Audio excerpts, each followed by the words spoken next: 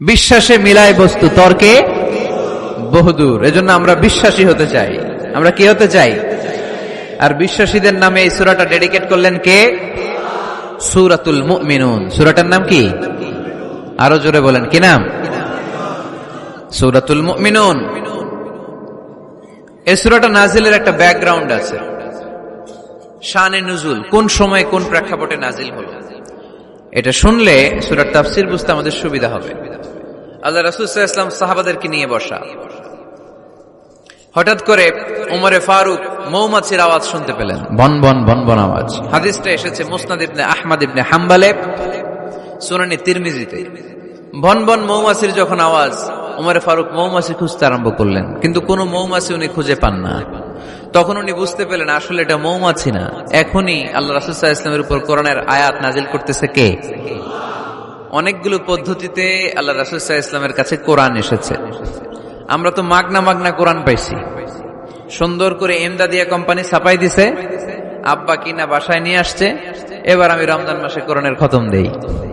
আহা, আল্লাহ রাসূল সাল্লাল্লাহু আলাইহি ওয়াসাল্লাম কি এত সহজে কোরআন পেয়েছে? না, অনেক কষ্ট করে তিনি কোরআন রিসিভ করতেন। মিসলা সালসালাতিল জারাস, মাঝে মাঝে ঘন্টার ধ্বনির মতো কোরআন নাজিল হতো। প্রাইমারি স্কুল ছুটি হলে দপ্তরি ঘন্টা বাজায় না, ধাম ধাম বিকট আওয়াজ হয়। এরকম আওয়াজে যখন কোরআন নাজিল হতো, আল্লাহ রাসূল সাল্লাল্লাহু আলাইহি ওয়াসাল্লাম কোরআন রিসিভ করতে যেয়ে ঘেমে যেতেন শীতের রাতে। আজকে একটা শৈত্য প্রবাহ গেছে না, প্রচন্ড শীত। দুপুরবেলা আমার প্রোগ্রাম ছিল কিশোরগঞ্জের, কি নাম, পাকুন্দিয়া। প্রচন্ড শীতে লোকজন কাঁপছিল। আপনাদের তো প্যান্ডেল আছে, ওদের প্যান্ডেলও ছিল না, খোলা ময়দানে লক্ষ লক্ষ মানুষ। তো প্রচন্ড শীতের রাতে আম্মা জান আয়েশা রাদিয়াল্লাহু তাআলা আনহা উনি কাঁপতেন, আর এই কোরআন রিসিভ করতে যে বিষ্ণু ঈসা ইসলাম ঘামতেন। সুবহানাল্লাহ বলতে পারলেন না? এত কঠিন ছিল ওহি রিসিভ করা। ইন্না সানুলকি আলাইকা কওলান সাকিলা, নবী হে, এই কোরআনের বাণীটা অনেক সাকিল, ভারী। এত ভারী, ওটের উপর বসে থাকা অবস্থায় যখন কোরআন নাজিল হতো, তখন রাসূল সাল্লাল্লাহু আলাইহি ওয়াসাল্লাম যে ওটের উপর বসে আছেন, ওটের পা গুলো জমিনে গেড়ে যেত। ঘোড়ার উপর বসে থাকা অবস্থায় কোরআন নাজিল হলে ঘোড়াটা দাঁড়ানো থেকে বসে যেত। মাঝে মাঝে সাহাবাদের গায়ে হেলান দিয়ে পায়ের মধ্যে মাথা রেখে রাসূল সাল্লাল্লাহু আলাইহি ওয়াসাল্লাম শুয়ে থাকতেন। এক সাহাবীর পায়ে মাথা রেখে আল্লাহ রাসূল সাল্লাল্লাহু আলাইহি ওয়াসাল্লাম শুয়ে আছেন, তিনি টেরই পাচ্ছেন না। হঠাৎ করে কোরআনের আয়াত নাজিল হতে লাগলো। সাহাবী বললেন, হঠাৎ করে আমি টের পেলাম বিশ্বনবীর মাথাটা অনেক ভারী হয়ে গেল। আমার মনে হচ্ছে যে রাসূল সাল্লাল্লাহু আলাইহি ওয়াসাল্লামের মাথার ভারে আমার পায়ের হাড্ডি ফেটে খান খান হয়ে যাবে। সুবহানাল্লাহ পড়েন। তো এই কঠিন কোরআন যখন রাসূল সাল্লাল্লাহু আলাইহি ওয়াসাল্লাম রিসিভ করতেন, তিনি ঘেমে যেতেন। আবার মাঝে মাঝে সাইয়েদনা জিবরাইল আলাইহিস সালাম সরাসরি ওনার সূরাতে আসতেন কোরআন নিয়ে। হেরা পর্বতে আর সিদরাতুল মুনতাহায়, এই দুই জায়গায় আল্লাহ রাসূল সাল্লাল্লাহু আলাইহি ওয়াসাল্লাম সাইয়েদনা জিবরাইল আলাইহিস সালামের মূল আকৃতিতে ওনাকে দেখতে পেয়েছিলেন। মাঝে মাঝে স্বপ্ন যুগে আসতো এই ওহী, পর্দার আড়াল থেকে মেরাজের রাতে তিনি পেয়েছেন ওহী। মাঝে মাঝে ইউলকা ফি কুলুবি রাসূলিল্লাহ, আল্লাহ রাসূল সাল্লাল্লাহু আলাইহি ওয়াসাল্লামের অন্তরে ওহী ঢেলে দেয়া হতো। আর মাঝে মাঝে মিসলা সাউতিন নাহাল, মৌমাছির ভনভন ভনভন আওয়াজের মতো কোরআন নাজিল করত কে? ভনভন আওয়াজ দেখে ওমরে ফারুক বুঝলেন এটা আসলে মৌমাছি না, কোরআনের আয়াত। কোরআনের আয়াত নাজিল শেষ, আল্লাহ রাসূল সাল্লাল্লাহু আলাইহি ওয়াসাল্লাম চেহারা ঘুরিয়ে সাহাবীদের দিকে মুখ করে বসলেন আর বললেন, এইমাত্র সূরাতুল মুমিনুনের শুরুর দিককার আয়াতগুলো আমার কাছে নাজিল হয়েছে। এখানে আল্লাহ তাআলা মুমিনের 7টি গুণের কথা বলেছে। কয়টি? সবাই বলতে হবে, কয়টি গুণ? আল্লাহ রাসূল বললেন, মান আকামা হুন্না দাখালাল জান্নাহ, এই 7টা গুণ যে মানবে আল্লাহ তাআলা জান্নাতুল ফেরদাউসের মালিক বানায় দিবে। আজকে এই 7টা গুণের ব্যাপারে আমরা জেনে যাব ইনশাআল্লাহ। পড়ি আর জোরে পড়ি ইনশাআল্লাহ। আর যদি আপনাদের কষ্ট হয় ওঠা বসা করবেন না, হাত তুলে দাঁড়িয়ে যাবেন, বলবেন হুজুর কষ্ট হচ্ছে। দুই একজনের কাছ থেকে শুনলেই দোয়া করে বিদায়, সংক্ষেপ করে দিবেন ইনশাআল্লাহ। মাইকের সাউন্ডে আমি প্রাণ পাচ্ছি না। আমি বলতেছি একটু ইকো দিয়ে দেখো প্রাণ পাওয়া যায় কিনা। একটু ইকো দাও তো দেখি, বেশি দিও না, আবার একটু দাও। দুর্বল, সাউন্ড দুর্বল। প্রতি রাতে আমাদেরকে কথা বলতে হয়। সাউন্ড সিস্টেম যদি ডিজিটাল সাউন্ড সিস্টেম না হয়, দুর্বল হয়, আমাদেরকে শাউট করতে হয়। একদিনের জন্য শাউট করে আমার গলা ভাঙলে আমার জীবন ধন্য, সমস্যা নাই। কিন্তু আমার তো একদিন না। নোয়াখালীর লোকেরা কয়, হুজুর আন্নে গো একদিন, আঙ্গ ব্যাগ দিন। মানে আপনাদের একদিন হইলো আমাদের ব্যাগ দিন, মানে প্রতিদিন। কি হয়েছে? সাপ কই? বসো বসো। তাহলে মুমিনের কয় গুণ? গলায় আওয়াজ নাই। কয়টা গুণ? শেষ পর্যন্ত এরকম আওয়াজ লাগবে আমার। আওয়াজ তোলা যাবে? মাশাআল্লাহ। 7টা গুণ আজকে আমরা শুনবো। আল্লাহ শুরু করছেন, قد أفلح المؤمنون الذين هم في صلاتهم خاشعون। সফল হয়েছে তারা, ঈমান এনেছে যারা। কার কথা? সফলতার মানদণ্ড আল্লাহ দিয়েছেন ঈমান। আপনি যদি টাকাওয়ালা হন, আপনি সফল না যদি ঈমান না থাকে, ঠিক কিনা? আপনি যদি ক্ষমতাওয়ালা হন, আপনি সফল না যদি ঈমান না থাকে, ঠিক কিনা? আপনি অনেক বড় সেলিব্রিটি কিন্তু ঈমান নাই, আল্লাহর মানদণ্ডে আপনি সফল না, ঠিক কিনা? এজন্য আল্লাহ বলেছেন সফল হয়েছে তারা, ঈমান এনেছে। আমি বলবো সফল হয়েছে তারা, আপনারা বলবেন ঈমান এনেছে যারা। আওয়াজ তুলে বলেন সফল হয়েছে কারা? যারা ঈমানদার তারা সফল। قد أفلح المؤمنون, successful indeed are the believers. তারাই সফল যারা ঈমানদার। তবে যেন ঈমানদার নয়, তাদের 7টা বৈশিষ্ট্য থাকা চাই। কয়টা? 1 নম্বরে আল্লাহ বলছেন আল্লাযীনা হুম ফি সালাতিহিম খাশিউন। তারা যখন সালাতে দাঁড়ায় দিন দুনিয়ার হুঁশ থাকে না, তারা ভীত সন্ত্রস্ত হয়ে আল্লাহর দিকে রুজু হয়ে সালাত আদায় করে। নামাজে যখন দাঁড়াবো দুনিয়ার কোনো হুঁশ জ্ঞান আমাদের থাকতে পারবে? আমাদের হুঁশ থাকবে একদিকে, তিনি কে? সালাতে কায়েম করো, সালাতে কায়েম করো, হবে সম্মানী তুমি, হবে জান্নাতি তুমি, হবে সম্মানী তুমি, হবে জান্নাতি তুমি। দিবে কাল হাসরে শীতল ছায়া আরশে আজিম, রাব্বিয়াল আলা রাব্বিয়াল আযীম। পড়েন রাব্বিয়াল আলা রাব্বিয়াল আযীম। আলহামদুলিল্লাহ। আল্লাযীনা হুম ফি সালাতিহিম খাশিউন। শুরু হয়ে গেল মুমিনদের 7টি বৈশিষ্ট্যের আলোচনা। 1 নম্বর বৈশিষ্ট্য হচ্ছে মুমিনরা যখন নামাজে দাঁড়ায় দিন দুনিয়ার হুঁশ থাকে না, তাদের চিন্তা, তাদের ধ্যান চলে যায় একদিকে, তিনি কে? সাইয়েদনা আলী রাদিয়াল্লাহু তাআলা আনহু যুদ্ধের ময়দানে মারাত্মকভাবে জখম হলেন, আহত হলেন। পায়ের ভেতরে জিহাদের ময়দানে তীর ঢুকে গেল, তীর কেউ টেনে বের করতে পারে না। এতটাই জখম হয়েছে, তীর ধরে টান মারলে তিনি চিৎকার মারে। বিশ্বনবী দেখলেন অবস্থা বেগতিক। আল্লাহর হাবিব বললেন তীর ধরে টানাটানির দরকার নাই, যেহেতু টান মারলে ব্যথা পায়, ছেড়ে দাও, আজান দাও। বেলাল তুমি আজান দাও, একামত দাও। এক সাহাবীরে বললেন আমি যখন নামাজে দাঁড়াবো, আলী যখন নামাজে দাঁড়াবে, নামাজরত অবস্থায় তুমি তোমার নিজের দায়িত্বে আলীর পায়ের ভেতর থেকে তীরটা টেনে বের করে ফেলবা। আজান দেয়া হলো, একামত হলো। বিষ্ণু ঈসা ইসলাম নামাজ পড়তে শুরু করলেন। সাইয়েদনা আলী রাদিয়াল্লাহু তাআলা আনহু নামাজে দাঁড়ালেন। ওই সাহাবী দাঁড়ান নাই। বিশ্বনবীর পরামর্শ অনুযায়ী কাতারের ভেতর দিয়ে যে বিশ্বনবীর মেয়ের জামাতা সাইয়েদনা আলী রাদিয়াল্লাহু তাআলা আনহুর পা থেকে টান মেরে তীর বের করেছে। টান দিয়ে তীর খোলা হয়েছে, কিন্তু সাইয়েদনা আলী মুহূর্তের জন্য টের পান না। আগে টান মারতেছে, ব্যথা পায়, চিৎকার মারে, কিন্তু সালাতের অবস্থায় টান মেরে তীর বের করেছে, উনি টেরই পান নাই। আল্লাহু আকবার।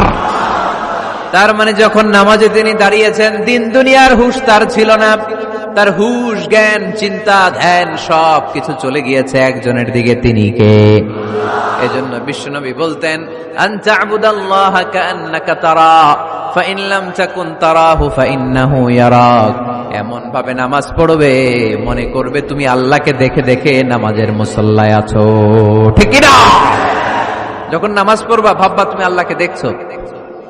আর যদি এটা কষ্ট হয়, অ্যাটলিস্ট এটা ভাবো যে আল্লাহ তোমায় দেখছে। আমাদেরকে দেখে কে? আমি যে নামাজ পড়ি দেখে কে? এই চিন্তাটা মাথায় থাকার দরকার আছে না নাই? কিরে ভাই, এখানে তো ধাক্কাধাক্কি করে লাভ নাই। প্রজেক্টর গুলো কোন দিকে? প্রজেক্টর আছে ওই যে পেছনে প্রজেক্টর, ওখানে চলে যাও। এখানে দেখার জন্য যদি ধাক্কাধাক্কি করো বিশৃঙ্খলা হবে। সাউন্ড নাই। এই মাইকটা কি কাজ করে না তোমার? তো সাউন্ড পায় না কেন? আচ্ছা আচ্ছা, সাউন্ড কম বলে যদি চিল্লাও তাহলে তো আমার কথা আরো শোনা যাবে না। ও দেখতেছে, ওকে দেখতে দাও। এত বড় গ্যাদারিং এ এইদিকে সমস্যা হবে, ওদিকে তার ছিঁড়ে যাবে, ওদিকে সাউন্ড বক্স নষ্ট হয়ে যাবে। এটা খুব স্বাভাবিক। তোমাদের সহযোগিতা লাগবে, তা না হলে তো একটু পর পর আলোচনার মাঝখানে ব্রেক দিলে আলোচনা করা যাবে না। লক্ষ লক্ষ লোকের সমাগম, এখানে কিছু সমস্যা হবেই। এগুলো মেনে নিয়ে আমাদেরকে বসে থাকতে হবে, ঠিক কিনা? মাইক অপারেটর, লাস্ট চান্স দিলাম তোমার, এটা ঠিক করো তাড়াতাড়ি। তোমার মাইকের কারণে অনেকবার ব্রেক হয়েছে আমার আলোচনা। হয়েছে, একটা ছেলে কথা বলবে না এখানে। এই ছেলে চুপ, ইয়েলো জ্যাকেট চুপ, কথা নাই, চুপচাপ দাঁড়ায় থাকো। এদিকে তাকান। আন তা'বুদাল্লাহা কাআন্নাকা তারা ফাইন লাম তাকুন তারাহু ফাইন্নাহু ইয়ারাক। এমন ভাবে নামাজ পড়ো, এটা চিন্তা করো যে আল্লাহ তোমায় দেখছে। আল্লাহ ইজ ওয়াচিং মি, তাই না? আল্লাহ ইজ অবজার্ভিং মি, আমার আল্লাহ আমাকে দেখছে। এই চিন্তা করে যদি নামাজ পড়েন, খুশু খুদু বাড়ায় দিবে কে? এক সাহাবী নামাজে পড়তেছে, দাড়িও টানতেছে, এরকম নামাজে পড়ে দাড়িও টানে, এরকম আল্লাহর ওলি আছে না নাই? নারায়ণগঞ্জে নাই? হ্যাঁ আছে। নামাজ পড়া অবস্থায় বারবার চুলকানো যাবে, দাড়ি টানা যাবে, শুধু মোবাইলে SMS লেখা যাবে? যাবে না, এগুলো করবেন না। নজরটা থাকবে সেজদার দিকে। কোন দিকে? সবাই বলেন, মনে থাকবে এটা। এগুলো message, very sensitive and important message. এগুলো নিয়ে যান বাড়িতে। সালাতে মন বসে না, কারণ নজর ছোটাছুটি করে এইদিকে এইদিকে এইদিকে। নামাজে দাঁড়াইছে, জানলা খোলা, জানলার দিকে তাকায় আছে। আল্লাহর ওলি আছে না নাই? নামাজে দাঁড়াইছে, ঘড়ির দিকে তাকায় আছে, ঘড়ির কাঁটা ঘুরে, হের মাথাও ঘুরে, আছে না নাই? না, এদিক সেদিক তাকাবেন না, সেজদার দিকে তাকাবেন। কোন দিকে? আল্লাহ তিনটা চান্স দেয়। কয়টা? একবার যখন এদিকে তাকান, আল্লাহ বলে আকবিল, ফিরে আয়, ফিরে আয়, সেজদার দিকে তাকা। আবার যখন তাকান, আল্লাহ বলে আকবিল, ফিরে আয়, সেজদার দিকে তাকা। আবার যখন ঘড়ির দিকে তাকান নামাজে, আল্লাহ বলে ফিরে আয়, সেজদার দিকে তাকা। তিনবারের পরও যখন আবার অন্যদিকে নজর করেন, আল্লাহ বলে লা হাজাতা লি ইলা সলাতিক, তোর এই নামাজের দরকার আমার নাই। নাউজুবিল্লাহ পড়বেন না? যে আল্লাহরে খুশি করার জন্য এত সময় ব্যয় করে, এই কষ্ট করে শীতের রাতে ওযু করে নামাজে দাঁড়ালাম, ওই আল্লাহ যদি বলে এই নামাজের দরকার নাই। এখানে কি হয়েছে ভাই? দেখতেছেন যে জায়গা হচ্ছে না, তো ওইখানে ধাক্কাধাক্কি করবেন কেন? আপনি পিছনে চলে যান, অ্যাবাউট টার্ন, পেছনে যান, যে প্রজেক্টরে দেখেন, যান। যেখানে জায়গা হবে না ওখানে ধাক্কা দিবেন কেন আপনি? এই জনস্রোতের ধাক্কা অনেকে আহত হয়, এটা করবেন না প্লিজ, এটা করবেন না। আর অল্প অল্প কিছু সময় আমরা কথা বলবো, বারবার ব্রেক করলে তো হবে না, এটা বুঝতে চায় না অনেকে। প্লিজ এরকম করবেন না। একজন আলোচক যখন কথা বলে, তার আলোচনার একটা ফ্লো থাকে, ওই ফ্লোতে সে এগোয়, তার শ্রোতাকে সে কি বলবে একটার পর একটা কথা তাকে প্রেজেন্ট করতে হয়। একটু পরে যদি দেখে হুজুর মাইক নাই, ওদিকে কয় আওয়াজ নাই, আরেকজন কয় আমি নাই, কিছুক্ষণ পরে দেখা যাবে আমিও নাই, আমিও চলে যাব। তো এগুলো করো না, আর অল্প কয়েক মিনিট। তো নামাজে নজরটা থাকবে কোন দিকে? অনেকে এগুলো করে, অনেক মুরব্বী বাবারাও করে, আমি দেখেছি। মুরব্বীরা অনেক সময় নামাজ পড়ে ঘরে কেউ ঢুকলে এমনি তাকায়, আছে না নাই? মুরব্বী বাজানকে বুঝাই দিবেন যে নিয়ম হচ্ছে সেজদার দিকে তাকানো। কোন দিকে তাকানো? খেয়াল থাকবে তো। সাহাবারা যখন নামাজে দাঁড়াতেন, সফরে যখন মরুভূমিতে সালাত আদায় করতে দাঁড়াতেন, মরুভূমির পাখিগুলো সাহাবাদের মাথায় এসে বসে যেত। কারণ পাখি মনে করতে এগুলো খেজুর গাছ। কি গাছ? নড়ে না, চড়ে না, ঠায় দাঁড়িয়ে আছে। পারা যাবে না এরকম নামাজ পড়তে? ইনশাআল্লাহ পড়েন। আল্লাযীনা হুম ফি সালাতিহিম খাশিউন, মুমিনদের প্রথম গুণ, তারা যখন নামাজে দাঁড়ায় ভীত সন্তুষ্ট হয়ে খুশু খুদুর সাথে একাগ্রতার সাথে নামাজ পড়ে। With full of solemnity and submission, ডানে বায়ে তাকায় না। তারা সব সময় টেনশনে থাকে, আল্লাহ আমার নামাজ কবুল করলো তো? আর তারা ভাবে হতে পারে এটাই আমার জীবনের শেষ নামাজ। It could be my final salah. Perform the salah as if this is your last and final prayer. এমন ভাবে নামাজ পড়ো, চিন্তা করো যে হতে পারে এটাই তোমার জীবনের শেষ নামাজ, আর হয়তো আমি আল্লাহর সিজদা দেওয়ার সুযোগ পাবো না। আজকের মাহফিল শেষ করে আমরা বাসায় পৌঁছতে পারবো, কোনো গ্যারান্টি আছে আমার? আর 10 মিনিট হায়াত আছে আমার, কোনো গ্যারান্টি নাই। আর 2 মিনিট বাঁচবো, গ্যারান্টি আছে? শ্বাস যেটা নিলাম এটা ফেলতে পারবো, গ্যারান্টি আছে? তো মুসল্লায় যে দাঁড়াইলেন, নামাজ যে পড়লেন, এরপরে আরেকবার নামাজের সুযোগ পাবেন, গ্যারান্টি আছে? তো তাহলে প্রত্যেক নামাজের সময় মুসল্লায় দাঁড়িয়ে আমরা এটা ভাবি না কেন যে এটাই হতে পারে আমার শেষ নামাজ? This could be my final সালাহ, হতে পারে এটাই আমার শেষ নামাজ। এরকম চিন্তা নিয়ে যদি আপনি নামাজে দাঁড়ান, তাহলে মন এদিক সেদিক যাবে। অনেকে নামাজেও দাঁড়ায়, আবার টেলিভিশনে কোন নিউজ দিচ্ছে ওইটার টেনশনও থাকে, আছে না নাই? নামাজেও দাঁড়ায়, শেয়ার বাজারের দাম বাড়লো না কমলো টেনশন করে। নামাজেও দাঁড়ায়, মাশরাফি ছক্কা মারলো না আউট হইলো, টেনশন আছে না নাই? যার যেদিকে আগ্রহ ওইটা নিয়ে পড়ে থাকে নামাজে, ওই নামাজকে আল্লাহ কবুল করবে? এজন্য এমন ভাবে সালাতে দাঁড়াবো, ভাববো যে হতে পারে এটাই আমার জীবনের শেষ নামাজ। আজকে যদি বলা হয় রাত 12টায় মালাকুল মাউত এসে আপনার রূহ নিয়ে যাবে, this night is your last night in your life, আপনার জীবনে এটা শেষ রাত, এখন আপনি যে নামাজের সুযোগটা পাবেন, লাস্ট চান্স, আপনি ওই দিন কি করবেন? আহা, কত সুন্দর করে অজু বানাবেন, তাই না? সাদা ধবধবে পাঞ্জাবি পরে আতর মাখবেন, মুসল্লাটা বিছিয়ে, হায় রে কি সুন্দর নামাজ, কি সুন্দর রুকু দিবেন আপনি। ওই দিনের রুকুটা হবে আপনার জীবনের শ্রেষ্ঠ রুকু, ওই দিনের সেজদা হবে আপনার জীবনের শ্রেষ্ঠতম সেজদা। সেজদায় লুটিয়ে পড়ে চোখের পানি দিয়ে আপনি জায়নামাজ ভিজিয়ে দিবেন, তাই না? কারণ আপনি confirm this is your last সালাহ, এটা আপনার শেষ নামাজ। তো প্রত্যেক ওয়াক্তে যে দাঁড়াই, কোনো গ্যারান্টি আছে যে আরেকটা নামাজের সুযোগ পাবো? তাহলে প্রতি ওয়াক্তেই আমরা এটা ভাবি না কেন যে এটা আমার জীবনের শেষ নামাজ হতে পারে? বিশ্বাসীরা যখন নামাজে দাঁড়ায় তারা ভাবে it could be my last and final সালাহ, চিল্লায় বলতে হবে ঠিক কিনা? এজন্য আল্লাহ বললেন قد أفلح المؤمنون الذين هم في صلاتهم خاشعون, সফল হয়েছে তারা, ঈমান এনেছে যারা। ঈমানদারের প্রথম গুণ, তারা যখন নামাজের জন্য মুসল্লায় দাঁড়িয়ে যায়, দিন দুনিয়ার হুঁশ তার থাকে না, তার ধ্যান জ্ঞান চলে যায় একজনের দিকে, তিনি কে? ধীরস্থির ভাবে সালাত করতে হবে, তা'দিলুল আরকান মেইনটেইন করতে। এক সাহাবী নামাজ পড়ে আল্লাহ রাসূল সাল্লাল্লাহু আলাইহি ওয়াসাল্লামের কাছে আসলেন। আল্লাহ রাসূল বললেন সল্লি ফাইন্নাকা লাম তুসল্লি, যাও নামাজ পড়ো, নামাজ হয় নাই। আবার নামাজ পড়লেন, আবার আসলেন, আল্লাহ রাসূল একই কথা বললেন, সল্লি ফাইন্নাকা লাম তুসল্লি, রিপিট ইউর সালাহ because you didn't offer your সালাহ in a correct way, in a correct manner, সঠিক পদ্ধতিতে সালাত হয়নি। উনি কি করবেন? আবার যে বললেন, আবার আসলেন, আল্লাহ রাসূল বললেন সল্লি ফাইন্নাকা লাম তুসল্লি, সালাত পড়ো, হয় নাই। এবার সাহাবী কেঁদে দিলেন, বললেন ইয়া রাসূলুল্লাহ, এর চেয়ে ভালো করে তো আমি পড়তেই জানি না। আল্লাহ রাসূল সাল্লাল্লাহু আলাইহি ওয়াসাল্লাম সাহাবীকে জড়িয়ে ধরলেন, বললেন আসো তোমারে শিখাইয়া দেই, যখন নামাজে দাঁড়াবা তাড়াহুড়ো করবে না। There is no rushing in সালাহ, there is no hastiness in সালাহ, সালাতে তাড়াহুড়ো নাই।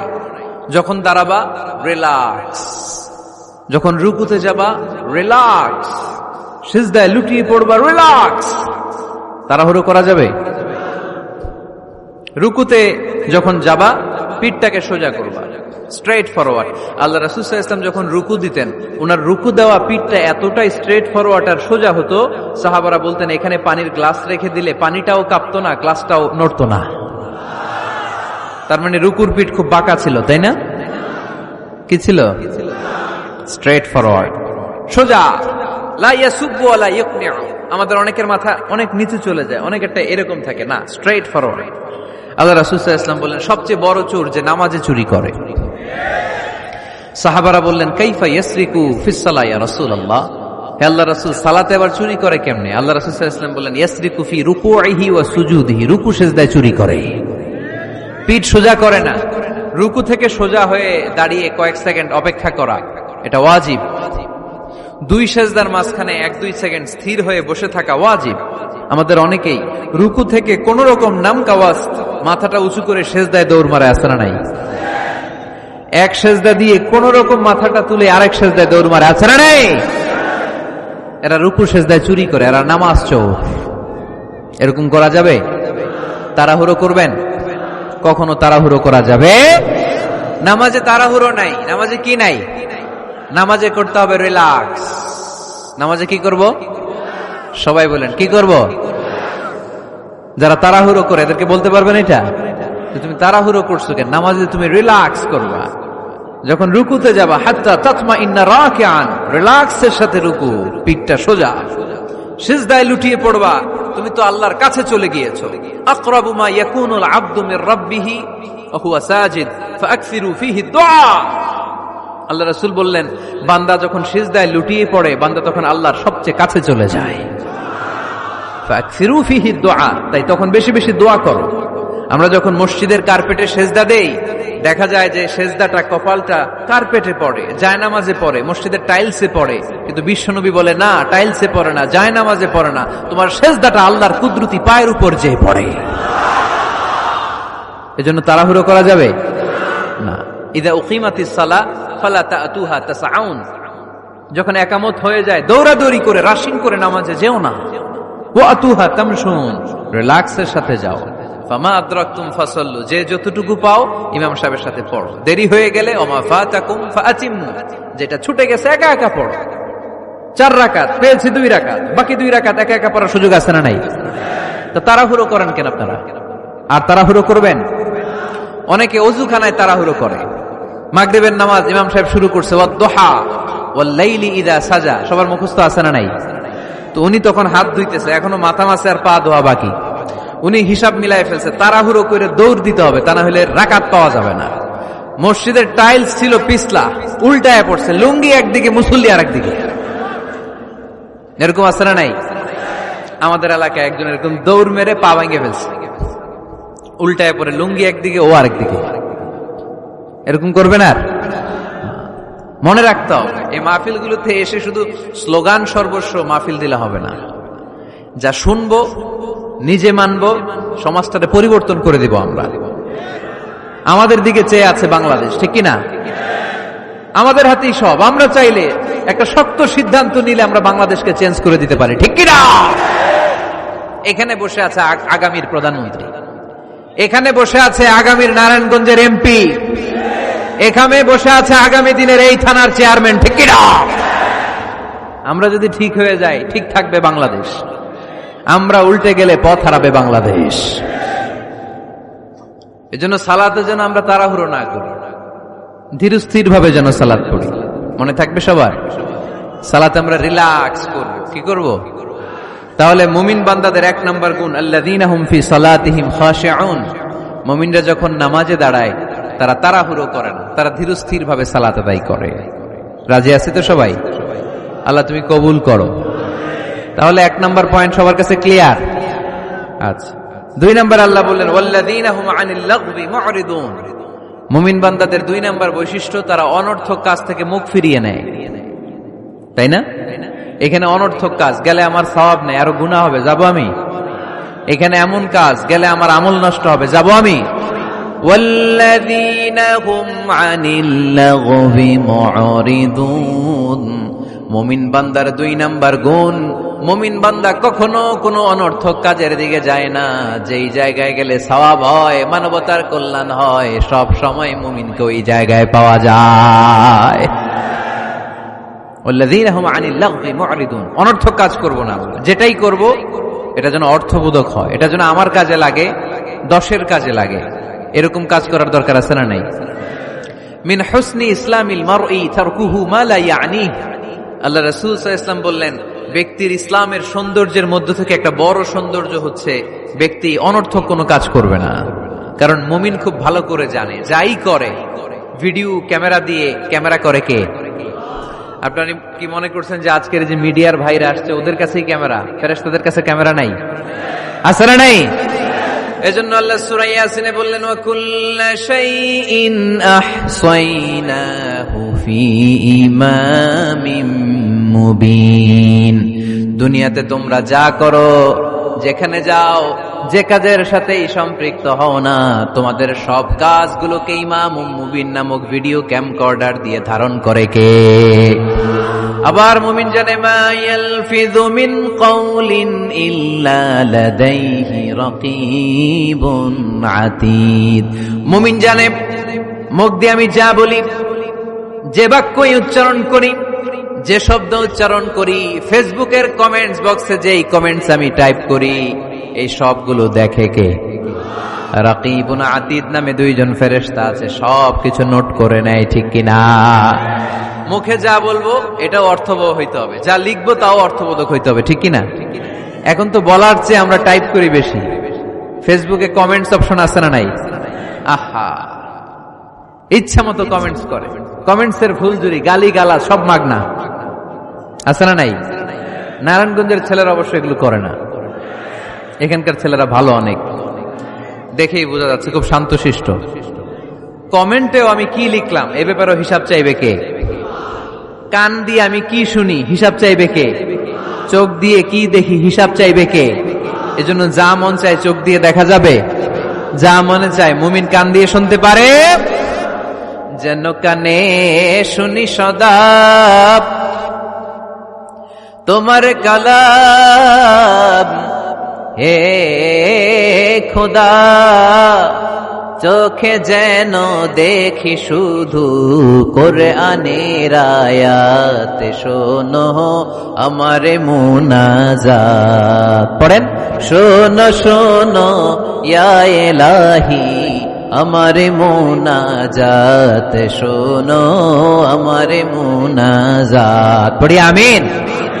এজন্য মুমিন বান্দার 2 নাম্বার গুণ ওয়াল্লাযীনা হুম আনিল লাগবি মুরিদুন। অনর্থক কাজে আমরা যাব না। যাব? তোমরা যুবকরা মিলে অনেক কিছু করতে পারো, ব্লাড ক্যাম্পেইন করতে পারো, রক্ত দেওয়ার মাধ্যমে জীবন বাঁচানো যায়, ঠিক কিনা? তোমরা যুবক ছেলেরা মিলে বৃক্ষ রোপণ কর্মসূচি করতে পারো, তোমরা যুবক ছেলেরা মিলে পরিচ্ছন্নতা অভিযান চালাতে পারো এলাকায়।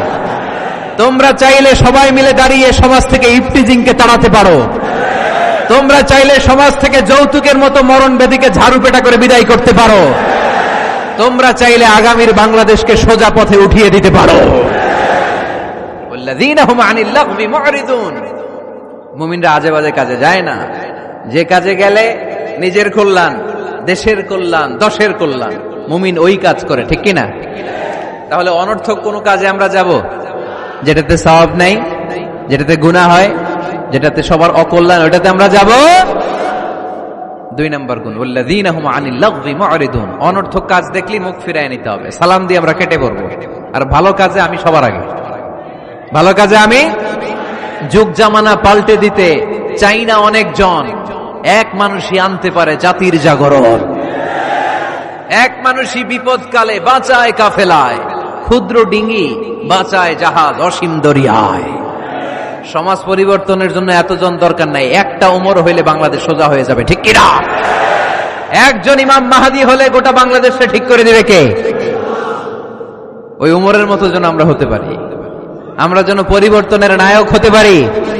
আল্লাহ তুমি তৌফিক দাও। আর জোরে আমিন। ওয়াল্লাযীনা হুম আনিল লাগবি মুরিদুন।